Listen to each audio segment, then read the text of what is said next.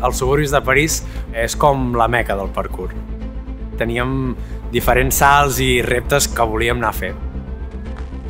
Era l'hivern, feia molt fred. Quan tens ganes de fer alguna cosa, t'és igual. Ja plogui, nevi, faci el que vulgui.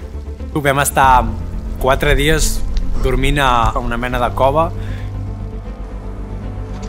De seguida vam trobar els nostres sistemes per colar-nos a dintre les cases. A vegades podies pujar, altres havies de fer el ninja. Si trobàvem una trapa, l'obríem, havíem d'anar per les xapes amagant-nos. Vivíem bàsicament als terrats.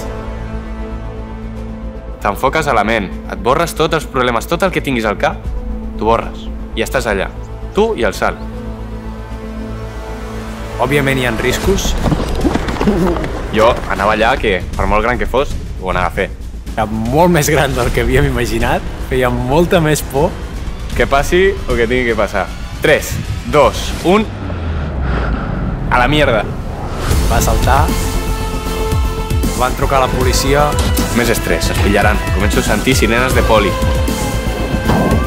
Mirava les escotilles per sortir, marxar de París. Quan coneixes una persona i vius tot el que vam viure, surts de la teva zona de confort i veus quina persona ets. Ens ha fet més forts, tant individual com conjuntament.